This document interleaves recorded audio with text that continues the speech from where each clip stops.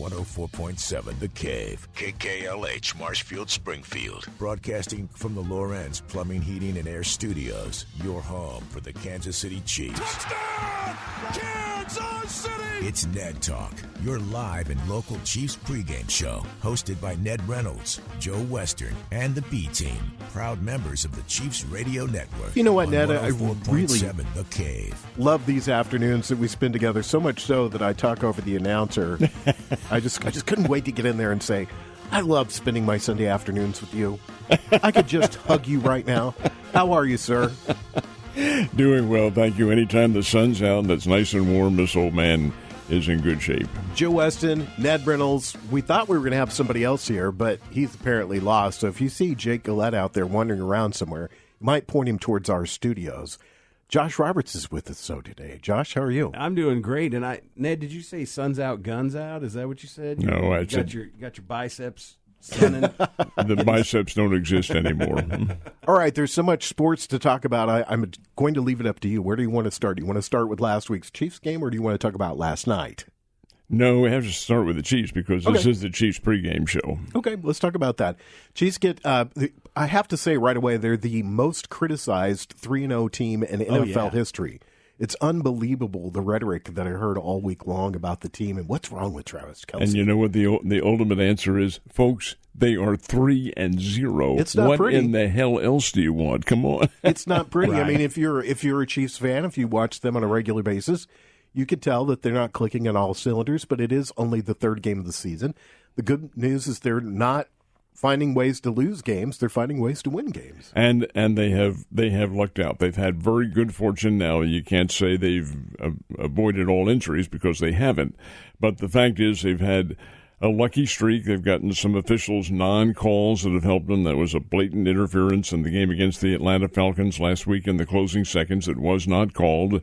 But it isn't one play that decides everything. It's your overall play, and the Chiefs overall have gotten the job done. You can be 3-15, and Mahomes is going to find some way through rushing or through a receiver running underneath the defense and getting a pass to get a first down. That kind of consistency is why the Chiefs are such big winners and why they are a Super Bowl champion. It's the heady play of the QB and the offensive philosophy. Well, in last week's case, the defensive philosophy, because defense won the game for them.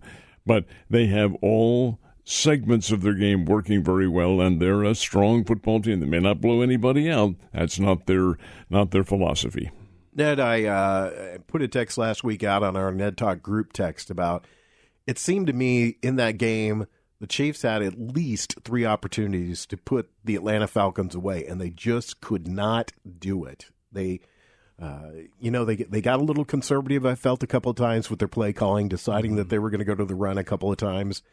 And then they just, bad luck or good defense, whatever you want to call it, but they just seemed to not be able to put teams away. I would say that's a pretty accurate description of them, and whether or not they're trying to do that or just to control the clock and play the game out because they know they're strong enough to get wins. Their defense is strong enough. It may be that whatever it is, it's coming from the sidelines. It's not the players at all. And the sideline thought process is, hey, keep the other team off the field. The same is how you play the Chiefs. Keep their offense off the field. That's why I think in today's game you might see Justin Herbert and company avoid going to the air a whole lot. I think you may see them run the ball. Really? Mm-hmm. Keep Kansas City out of there. Josh, your thoughts? I mentioned at the head of the show that I really feel like they're the most criticized team, 3-0 team, probably the most criticized team in history right now at this point. Yeah, I would agree. I mean, their offense is kind of ugly, but their defense, like Ned was saying, their defense is solid. Their defense is keeping them in games. So even when they are making the mistakes that they're making, they're not as catastrophic as they could be. And so they're winning ugly, but they are still winning. And that's the beauty of it is just, we hope week to week they get all that stuff straightened out and they have a solid game where they don't play ugly, and then they might blow somebody out. Now, Joe, I'm going to ask you a quick question here. You said the most criticized team in history. You mean the criticized football team? Well, let's not talk about the Chicago White Sox. Right No, the St. Louis Cardinals. Holy smokes. That's nothing but critique all year long. That's only because they're sore winners. Well, if you live in a fan base you see like a huge amount of criticism for whatever team. And I follow the Yankees on the Bleacher Report, and if there's not a Twitter comment about fire Aaron Boone on any given day, then it's just not a day in New York because everybody wants him out of there. It's his fault. It's his problem. The beauty and the horrible thing about fandom is, we over criticize these people that are playing a game that we love to watch because we want our teams to win. And if you're like me, I want my teams to be dominant. I want them to be head and shoulders above everybody else, and that's not what broadcasters, that's not what owners, that's not what people selling advertising want. They don't want blowouts. They want things to be close. They want parity. And so they've, over the course of time, professional sports have done their best to develop parity so that you get close games and you get things that certain fans are going to not be able to take very well because they want dominance. And it comes from, it mostly begins in the National Football League. You do see it in other sports as well. But you made a very good point, too, because the world as a whole despises the dominance. Yeah. They don't want that to happen. We do in circumstances, but nobody else does. And TV and the media recognizes this, so they jump on the bandwagon and start with the criticism. That's where it all begins, with the criticism, and especially in the NFL because there are only 17 games, whereas in Major League Baseball you have 162. Enough time that where you'll have the peaks and the valleys, as you will in any sport. And when those valleys occur, boy, here come the vultures. And it's stupid. It doesn't make any sense at all. So the big story this week that floated around through the Chiefs' websites and all over ESPN, what is wrong with Patrick Mahomes and what is wrong with Travis Kelce? Now, my take on this is the second half of the game, it was obvious that the Chiefs wanted to get him involved in the game, Travis Kelce, that is. So he caught a quick pass, and then he caught another pass in step, gained a few yards after the carry. Nothing looks wrong to him to me. It's just I kind of agree with what Patrick Mahomes said this week, and that is when you're triple covered, you stop being the option. Oh, yeah. And therein lies the circumstance. Why hasn't Kelce been used more? Well, they don't need him. They have Isaac, the worthy kid from Texas. They have him in there. Yep. And you have Rashee Rice in there. These are all great receivers. Do you need Travis Kelce? Of course not. So why use him if you don't need him? And the answer is because the fans expect him to be used and the TV wants him to be used. But if it's not going to be contingent on your victories, hey, let him lie there and wait for a time when you do need him. Right. He is in there, and he's a good blocking tight end. This is the beautiful thing about having so much talent on your team. Kelce has been the go-to guy for X number of years, so teams key on him. They're like, we're not going to let Travis Kelce beat us. So that's opening it up for Xavier Worthy and Rashee Rice and Scantlin and all these guys who you see are getting catches this year. They're getting Scantlin's not, but or not Scantlin. Whoever the Smith-Schuster, Juju Smith, that guy, that guy. Juju Smith-Schuster. So the fact that Kelce is not getting his catches, he's still useful because he's pulling D-backs to him that are allowing Mahomes to get to these other guys. A lot of focus on Travis Kelce. Yeah. Negative and positive focus, too. I saw one critic said, Travis Kelce spent too much of the offseason running around partying with Taylor Swift, and he's really paying for it at the beginning of the season.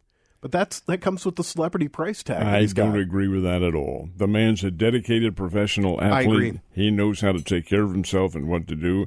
Sure, he's gaining great publicity being with a young lady. In fact, I've seen some tongue-in-cheek circumstances where he was secretly married to her and all this sort of thing, which is tabloids. You gotta love them. They are so bad. Good gracious! But having said that, William Randolph Hearst and Mr. Pulitzer up in St. Louis, that's how they made their money with yellow journalism. Let's talk about Patrick Mahomes. He's thrown 3 interceptions in 3 games. He's been pressured a lot. He's been having to make some quick, bad decisions, and it's not worked out for him. I mean, do you really, either one of you guys, say anything wrong with Patrick? Well, you have to understand we're playing in professional football, and defensive coaches, they may not solve a problem right away, but in time they will. And I'm not sure the defenses haven't come to the fore here and been able to figure out some way to take Mahomes' focus off his primary receivers and have him try to readjust on the fly, which is not an easy thing to do, even with a gifted athlete like Mahomes. I think that's what's happened. The defenses have changed a little bit, and the Chiefs have Andy Reid and company. They'll make their own adjustments in there, but things will work out for them. They're just simply too good personnel not to. Josh? I agree. I think the defenses are catching up with what Mahomes has been able to do the last few years, and I think they're putting more pressure on him. I feel like maybe the offensive line is not as solid as it will be or can be right now, and so he's getting a lot more pressure. And, I mean, he's an amazing athlete. He does amazing things.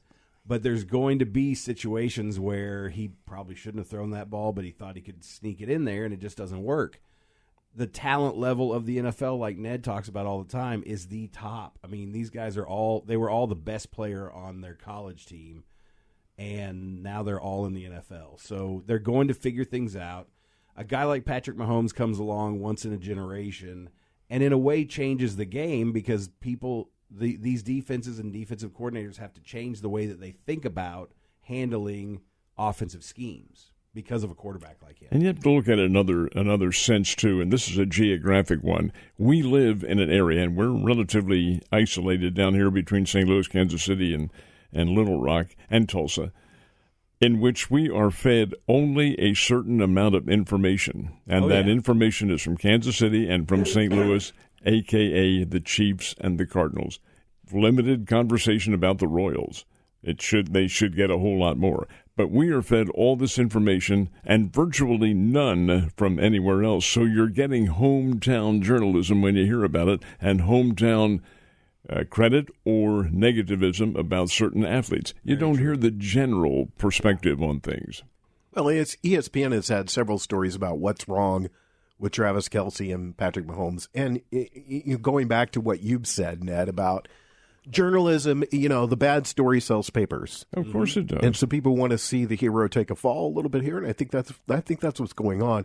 I don't think Mahomes has looked up like his normal self so far this year. And I chalk it up to nothing more than it's just early part of the season. But it's getting late in the early part of the season. Actually, we're through the first quarter of the season today against the Los Angeles Chargers there. I didn't say San Diego. I did earlier this week when I was on the air. I said San Diego. So you're listening to Ned Talk on 104.7 The Cave, your local live sports talk show, the Chiefs Radio Network talk show, where their pregame show comes up at 2 o'clock, so we're about 47 minutes away from the start of that. Ned, a different team that they're facing today, the Los Angeles Chargers have been a darling for several years, but now they have a Harbaugh on the bench. Do you think that pushes them over the top? No, I do not. Harbaugh's a good coach and all that, but this team is compromised. They are going to have Justin Herbert at quarterback, but he's limited. They had to make a decision. He had to make the decision, I think, as late as yesterday, that he thinks he can play. But it's a high ankle sprain. How much mobility can you have with a high ankle sprain when Chris Jones and company and all breathing down your neck? Well, you can't have very much. That's why I think partially the reason why I think they may rely on their running game. And J.K. Dobbins has done a good job with them out of the backfield. But that's why I think it'll be a game in which Los Angeles concentrates on keeping possession. I'm going to talk about that a little bit later on because we saw that in evidence yesterday in a college game here. But the fact is that I think Los Angeles holds the ball, tries to run with it, doesn't. If they do challenge the Chiefs through the air, I think it'll be the little short passes, the dinks and the dunks, and Herbert's very good at doing that. But do they give the Chiefs a major challenge? I doubt it very much. Kansas City is just too superior individually. Josh, what do you think of the Harbaughs? I don't have anything against Baltimore's coach, but the Chargers coach is a cheater, and he always will be. So I don't like him. Yeah. I don't like the Chargers either. I've got a friend, Tom. I don't know if Tom listens to this or not, but my friend Tom has been a diehard Chargers fan since we were kids in junior high, and I don't understand it. I don't understand why you would root for such a terrible team. That's an interesting question, Ned. Do you have any thoughts? Let's sidetrack here for a second. Do you have any thoughts? Because this is a Chiefs country, but oddly enough, this area seems to be AFC West oriented. Well, that's you why. see a lot of Broncos fans, you see a lot of Raiders fans, and you see a lot of Chargers fans. Didn't see that, though, about 25 or 30 years ago. It has begun to morph a little bit with a society that has become a little bit more transient. And you're seeing people from the West, especially from California, coming further east to the Midwest, where they've gotten pretty good notification that this is a great place to live, and they're finding that out. It may not have the Pacific Ocean there, but we also don't have the earthquakes that they do have, and so forth and so on. But the fact is that our population has changed to the point where you do have, I tell you, it's not just the Broncos or the Raiders, it's the Saints. And that is because of Katrina. And you see a lot of New Orleans faithful up here. And of course, there's always going to be Dallas. But the fact is that it's altogether different and will continue to morph as the society changes. The one caveat I'll say to that is remember when the Seahawks were in the same division as the Chiefs? Nobody was a Seahawks fan. No, nobody was a Seahawks fan. No. Jay Stevens, he's a Saints fan. I know that he roots for that team, the black and the gold. And I remember, and I'm going to contradict you here a little bit, Ned. I remember back when I started in radio, there was a guy that, and I don't know his name, but he was a good friend of Rick Moore's. And he had a Denver Bronco bunker to watch the games in. It was all decked out in Bronco stuff. Well, I'm not saying there wasn't any. I just don't think it was in the great numbers the increasing numbers that you see here now. Yeah, it's just when you drive around, you see a bumper sticker in a car. If you see something, it's predominantly AFC West here, which I've always found to be really interesting. Mm-hmm. And maybe that's a product of not wanting to be a Chiefs fan. So who knows? Who knows? Who knows? Also, a lot of Cowboys fans around here. Yeah, or as I say, the disappointed. We're just chatting. We're just having a conversation. I think I'm personally by myself. I'm Philadelphia Eagles fan. There's no other out. Jake kind of likes the Eagles, right? A little bit, yeah, but not very many. What was there anything in last week's game that you saw that you said, okay, here's a problem, needs to be addressed right away? Anything? In terms of the Chiefs' attack, is that what you're saying? No. Either side of the ball. I'm going back to what I'd said. They've had a pretty good lucky streak going for them in calls going their way, and that blatant interference at the end of the game that would have given the Falcons a first and goal on the 1 yard line and was, quote, not seen by the official. That kind of break, it tends to even out as the season goes on. And no, I'm not going to say it decides a game, but it can certainly have an adjunct effect on what goes on and what you are doing. So I think that probably plays a bit. They've had other calls go their way too. Again, I'm not saying the officials are leaning one way or the other in the game. It's just that they've gotten a lot of breaks and a lot of good fortune, and that also tends to even itself out. But the Chiefs also has some great talent and a defense that has kept them in the games, a defense that is strong and quick. Right. And the quickness is the key. Josh, your thoughts? Anything you see that the Chiefs need to address? The only thing that I would say is that I feel like teams are getting too much pressure on Mahomes, so maybe the offensive line needs they need to make sure they're all on the same page, get their schemes together. I'm wondering if maybe this new lineup rule has affected some of them getting off on the snap. You know, the way that they have to line up now, instead of being able to see the ball the way that they used to, they may not be able to see it quite as well. So they're not getting that first push off quite as fast. Yeah, Josh, though, that's not necessarily new. That's been around for a while, and they should have had their focus more on that, if that is a reason. But they just started calling it this year, right? And I think the officials are coached, and not to make a decision, but they're told to concentrate on one level or the other, whatever the owners during the offseason have decided is being called too much. Oh, well, there you go. Nice little bit of conversation about the Chiefs and their last week's game. We'll talk about some college football next on Ned Talk.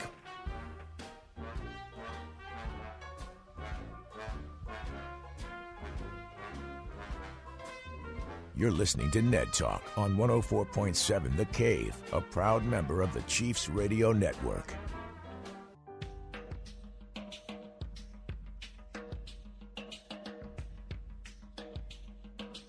Back to Ned Talk on 104.7 The Cave, a proud member of the Chiefs Radio Network. A lot of college football going on yesterday. As always, Missouri State Bears played right here in our burg. How did they do yesterday, Ned? Missouri State won, beat Youngstown State 38-31 on the final play of the game. Wow. It wasn't literally that, but there were 8 seconds remaining when they scored the winning touchdown.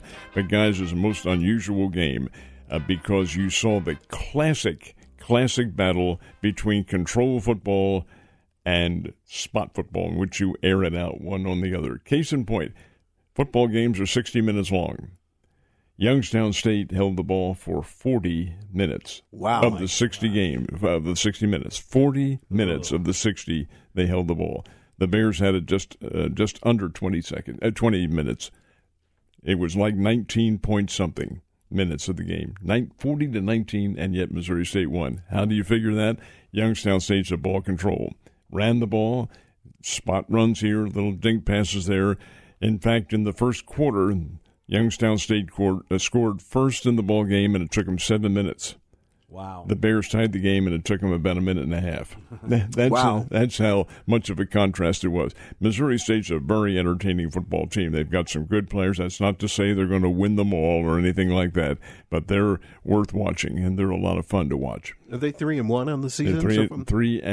No, they lost 2 games, so they're now even up 2-2. I think it's 2-2 as opposed to 3-2. Yeah, 2-2. We'll look at that. We'll get that figured out for everybody.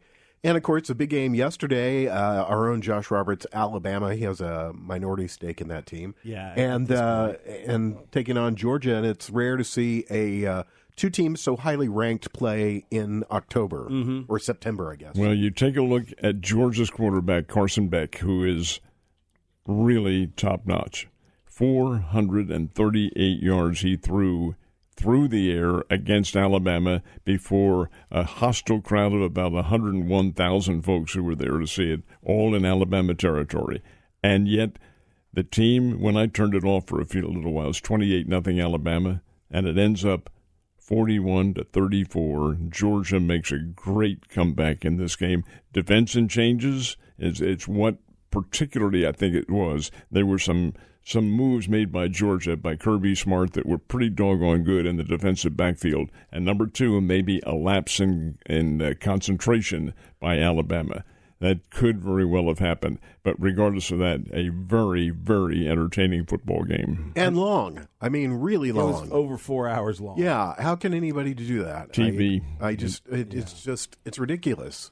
I was telling you guys before we went on the air last night, I turned it on just as I was kind of going to bed, and, the last 2 minutes of the first half took almost 45 minutes to play. Yeah. And it was kind of ridiculous. I mean, Well, guys, you have to understand how the power that television has, and it's over. You don't understand it. I'm going to give you another case in point. I was asked the other day, what is this 2 Monday night NFL games going on? That hasn't happened before. Television. It's all part of the new agreement they had because ESPN and ABC wanted more games. Well, there was no other place to put the other games than on Monday night. Had an extra game. Now, it's not going to continue all season long, but that's how they were able to fulfill the contract. By the way, the Missouri State Bears are 3-2. 3-2 now. Okay. Nice. So there we go. What'd you see, Josh? You're our Alabama homer. What'd you think of the game? Well, I saw dominance in the first quarter by Alabama, and then I feel like they took their foot off the gas in the second quarter. Pardon me. And then I think you have to give Kirby Smart some credit. He's a great defensive coach, and whatever adjustments he made at halftime made a huge difference for Georgia in the second half, whereas Alabama, to me, didn't seem like they made any adjustments, which, I can understand if you're up 30-7, because that's what the score was at halftime. You probably think you don't need to make any adjustments. But I also think Alabama kind of went into a shell and played a much more conservative game and thought that they had the game won and could just coast. And then suddenly in the fourth quarter, they were down. They were down 34-33. 1 point. For 17 seconds, and then Jalen Milroe threw a 75-yard touchdown pass. An incredible catch, by the way. Yeah. Here's the thing. Alabama's secondary is young. 3 of those guys are first-year seniors, or first-year freshmen. They're freshmen playing in Alabama in the highest level, so they're going to give up some points because those guys are still learning. Now, they did a great job. They intercepted Carson Beck they intercepted him 3 times. There were a couple that could have been interceptions that they just weren't thinking interception. They were just thinking knock the ball down, or he might have had 5 or 6. It turned out to be a great game, but I would have rather it be 50-0, obviously. But that's just the nature of college football sometimes. Does anybody know how to tackle at the college level? Well, that was very much not in evidence last night. Yeah, there was not a whole lot of defense played in that. And it may have been the philosophical approach from both coaches going in. DeBoer is a newcomer at Alabama. This is his first year, so it's a little tough to judge what he's done, except that you look at his background. He took Washington to the national championship last year. He had Fresno State as a relative contender before that. He had something like 3 national champions at his alma mater, which is Sioux Falls. It's an NAIA ball club. The guy's a good coach and a very astute coach. Yeah, he's won at every level that he's coached at. So, it's exciting to see. This was his first SEC game. So that's a pretty good start to beat Georgia. He's better hoping this isn't how it goes every. Yeah, I'm sure he was hoping this won't be every SEC game. But. So let me ask you this, Josh, because you pay attention to these things. What's the major difference between his style and Nick Saban's style? Oh, they're opening up that offense. And that was one thing when they, I hate that they do these halftime, we're running into the tunnel when we get an interview thing. I don't like it either. But they asked Kirby Smart what happened in the first half, and he said they're running an offense we haven't seen. And so they went to like a pro set offense, which was an empty backfield, and I guess they didn't have any film. Georgia didn't have any film on that. And so that's part of why Alabama was able to get off to the fast start they had. But, yeah, that's the biggest difference I see. The defense is solid always. That's kind of what Alabama is known for. But DeBoer is really opening up the offense. Like, he wants to throw the ball down the field. He wants to have big plays. When everything's all said and done at the end of this, do you see Texas and Alabama playing for the national championship? Oh, gosh, that's speculation that I don't think you can really make right now. Texas is number 1, and I wouldn't be at all surprised to see Alabama get up as number 2 or certainly no lower than 3. They're a very, very good football team. They both are. And they both are aerial-oriented. Ewers and Manning are very good quarterbacks at Texas. And, of course, Milroe speaks for himself. But, hey, don't count Georgia out. Carson Beck and that team, they're good. That's a very good football team. And when you get into a one-game, I say one-game playoff because that's all you'll have, anything can happen. And you get teams that are in there, and you don't know who the top 12 are going to be. You can guess about them right now, but anything could happen and probably will happen. So to play for a national championship, it's really a little difficult to say because keep in mind Texas and Alabama are both in the same conference. So they could play in the SEC championship first. And then play again, except that the champion, the conference champion, gets a bye. Right. The other ones, even runner-up team may be 13-1, and they won't get it. Josh, it's interesting because this is the first year of the new format where 12 teams are going to go into the playoff at the end of the season. And I think everybody's excited because there will not be any debate anymore. Your top 12 teams. I feel like they could have capped it some way at 8. Yeah. And you'd have the 8 best teams in the country, and those other 4, don't worry about them. They're just cannon fodder for another team. What are your thoughts on how this all plays out as we go forward?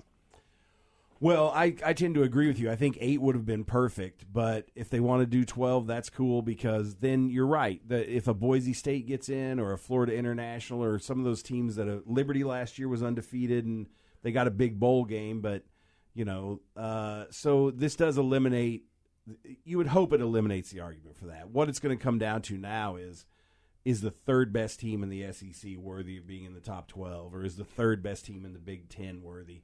People are always going to argue for their team, which is fine. The way that I see it playing out is it's going to make the conference championship games a little bit more important. especially getting that first-round bye, because the top 4 are going to get a first-round bye. It's the top 4 from the conferences that qualify for it, which is Big Ten, SEC, and Big 12. And then you throw in another one in there who, I guess, the former Pac-12. Right. And so it's going to be, I mean, I'm excited to see how it all plays out. It's going to increase the amount of competition at the end of the year, and it's going to give these Cinderella teams a shot. Yeah, and that's all we can ask for, and the debate hopefully ends. You know, I do a thing around here called the yearbook, and when I do that, I always look to see who the national champion is. Back in the 70s, and you know this, Ned, as well as I do, there are like 4 different polls.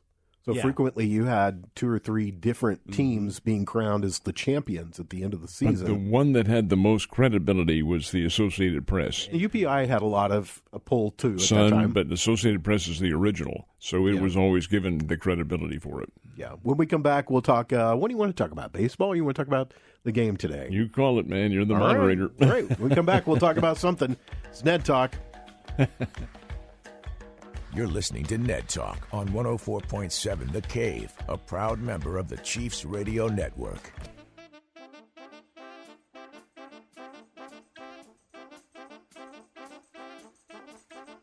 Back to Ned Talk on 104.7 The Cave, a proud member of the Chiefs Radio Network. We are at that time. It is at the fall time of baseball. Today is the last day of the season, except possibly there's a game tomorrow. I don't think it's possible. It will happen. You think it will happen? And it's not a game. It's 2 games. Wow. It'll be the Atlanta Braves and the New York Mets, and they will play what's called a traditional doubleheader, and that'll decide who gets into the wild card and who doesn't, because they're all tied. Now, what do they mean by traditional? Do you have any idea, Josh? Day night? No, that's non-day night. Okay, so it's just back to back. Traditional is starting about 1 o'clock in the afternoon. At the end of that one, 30-minute break, and then the second game. Oh, wow. Nice. Yeah. And it'll decide who gets into the playoffs. Now, I think the way they have this worked, I think the National League will start their playoffs on Wednesday. American League will start on Tuesday. But these are all best-of-3 games that will be coming up. If you have to have it, I disagree with the policy of having these 2 extra teams in there, but that's the way Major League Baseball's owners want it, because more money, more TV, and so forth, and it does add an element of intrigue to what goes on, but I'm still not in favor of it. Achieving during the regular season should be rewarded. Well, it's exciting to see these playoff races that mean something down the line here. I mean, because there is a chance that the Arizona Diamondbacks could make the playoffs today. They have still 40% chance of making it. The Mets and the Braves, that's the last thing to be decided, which of those 2 of those 3 teams go in. That's what it is, yeah. And, sometimes these races are long over with as far as that goes. It looks like most of the races were pretty good this year, except for the National League Central, which is where the Cardinals were. They finished 11 back, but they do finish with a winning record. And that's all we're going to talk about with the Cardinals. We're just going to end right there. We're going to talk about the Royals because they did make it into the playoffs. Exciting to see our Kansas City Royals there. They're kind of stumbling here towards the end, though. Oh, in a sense, but you knew it wasn't going to last forever, but they did get in the playoffs, and that in and of itself, in my opinion, is a victory for them. This is such a young ball club. You watch from here on in, gang, they're going to be a team with whom to be reckoned. You knew they would be this year when they got off to the great start. My thought process was there'll be a big pain in the behind to teams in their division, and they were. But I didn't think they'd make the playoffs at first because they are still a very young team, and when it gets down to the playoffs and the pressure and so forth, I thought they'd fold. Well, they didn't. They've stayed in there. They haven't played quite as well, but you knew that might happen. They are still there, and now the record gets wiped completely clean, and you go into a best-of-3, and anything can happen in a best-of-3. It's what the Texas League is, best-of-3. And then you go into a best-of-5 and a best-of-7. Hey, Kansas City. I just don't think Kansas City's pitching staff is quite good enough to get through to a deep point in it. Who are the Royals going to play in this best-of-3? They will play the way it works now, they'll play the Baltimore Orioles. Okay. I was going to say, we talked about this before we went on the air. I'm going to backtrack on that. Okay. They're in 3rd place now, I believe, so they'll play the Astros. Oh, okay. That American League Central turned out to be pretty exciting. The Cleveland Guardians held about a 5-6 game lead all through the entire season, just an arm's length, keeping everybody away.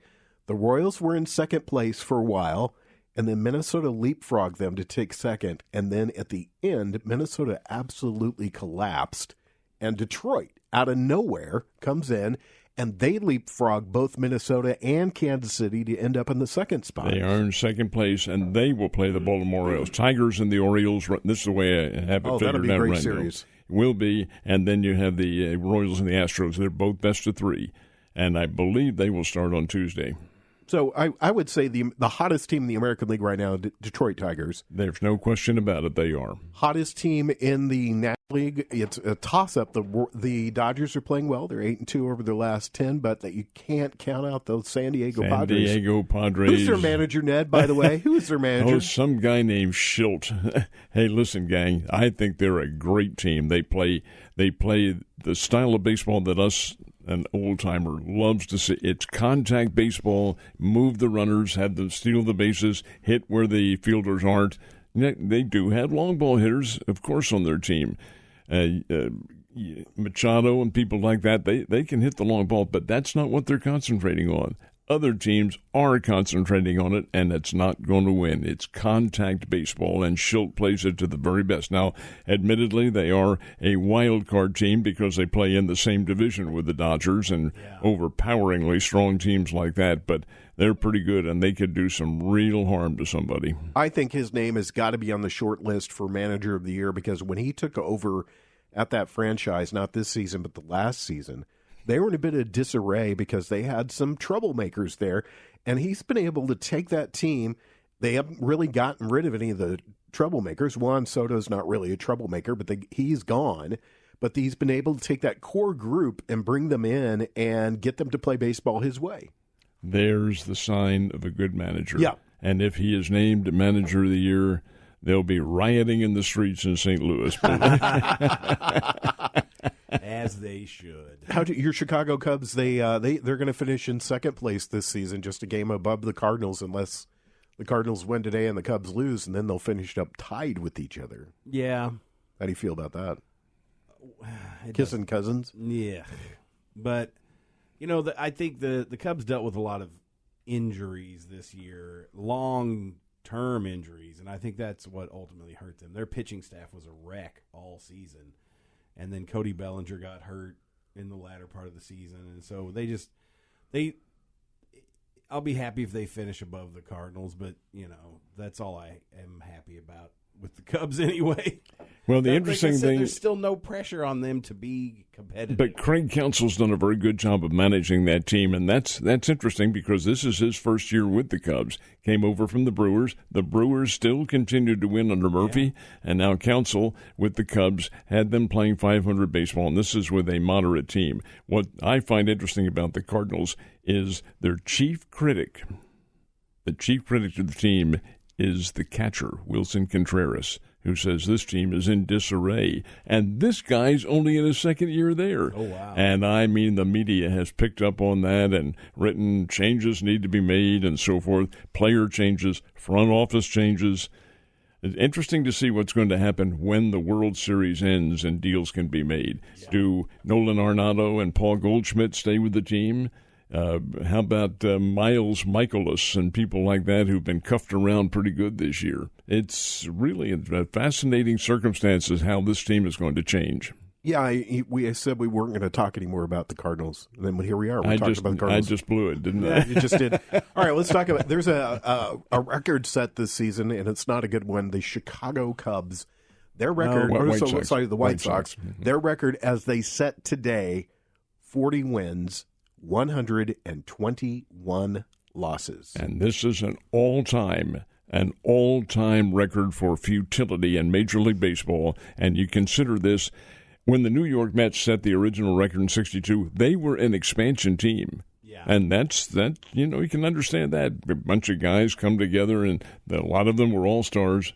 10 years ago, and this is when back in the mid-'50s, Duke Snyder and Richie Ashburn and Robin Roberts and people like this, Gil Hodges, all on that team, but they're past their prime. You could understand 120 losses.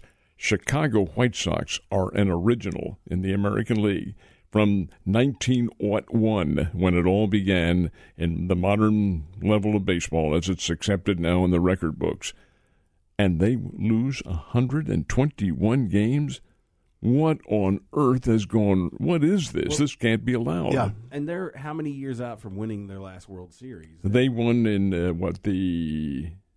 they played in the World Series in the mid-2000s against the Astros, but I think the Astros won it. I thought they did win one, though, because... Well, La Russa had them in contention, too, for a while. Because it had been 1956 was the last time they had won. Would have been in 59 is the last time they had been in the series as such, but the Dodgers won that year. It's just a... Wait, my whole point is that it's not like they've been bad forever. Oh, no. This has just happened this year. Quite suddenly. Yeah. I don't think anybody picked them to be this bad at the beginning of the season. No. I don't think anybody picked them as a contender, but here we are. They've a record-setting team. When we come back, we'll do our picks for today's game. It's Ned Talk.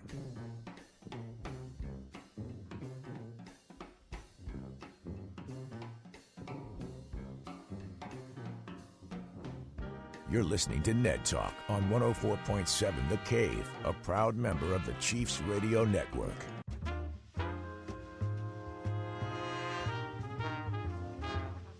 Back to Ned Talk on 104.7 The Cave, a proud member of the Chiefs Radio Network.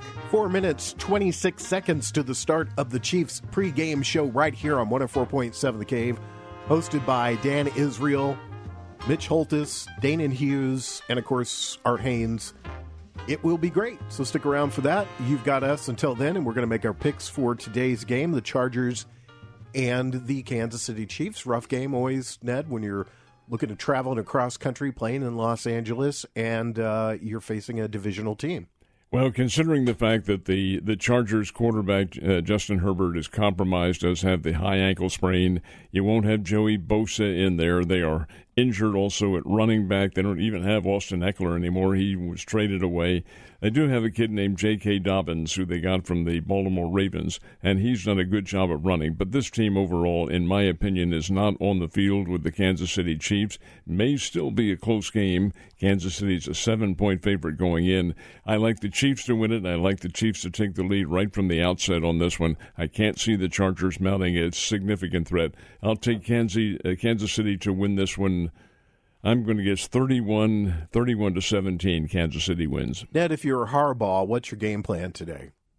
I'm asking you. I'm asking you which. Keep the ball off the field. I have Los Angeles run, and don't throw it. Don't dink and dunk as far as Herbert is concerned.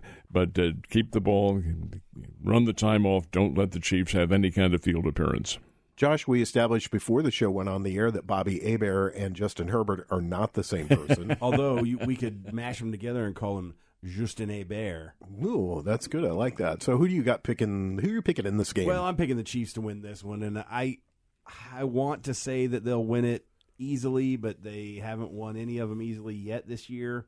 And for some division games are always tougher anyway, and the Chargers tend to give them some trouble, regardless of the quality of their teams. Just look at all those years with what's his name, Phyllis Rivers. So I'm going to say it'll be a little bit closer. I think it'll be 24-21 Chiefs. I think the bigger injury in this game is Joey Bosa. Mm-hmm. Yeah, definitely. Because I don't know that they can put the pressure on Patrick Mahomes like they've been able to in the past with Bosa, and they have somebody on the other side. Who's on the other side, Ned? Of their linebackers? Their defensive line. Of the Chargers? Yeah. Well, they have it's a makeshift defensive line, but Bosa is the key pass rusher on that one. He won't be in. All right. Well, I think he's the big key for me, him being out in this game. That gives a lot of opportunities for Patrick Mahomes to set back and make some good passes and hopefully get a big win out of this game. So I'm going to choose the Chiefs. I don't really have a gut feeling this week, but I'm going to go 32-14. I think they're going to win it easy. Nice. Because I think when Patrick Mahomes has times to throw, he can pick a team apart. So, Ned, okay, quickly, who's your player of the game today? Today we will take Worthy. I'm going to take Worthy to get some long passes. I'll say Rashee Rice. Okay. I'll go with Travis Kelce. I think that Travis Kelce's going to have a big game today because everybody said he's washed up this week. Washed up. And they want to prove a point and say he's not washed up. He's not. Travis Kelce is not washed up, folks. Really, he is not. Thank you, Ned Reynolds. Thank you, Josh Roberts. Thanks to Corbin Campbell, our Matt engineer, Mike the intern, Brian Tyndall, and all the folks around here that makes the show possible for you each and every week. Get set. Here we go. Chiefs and the Chargers right here on 104.7 The Cave, your home for the Kansas City Chiefs.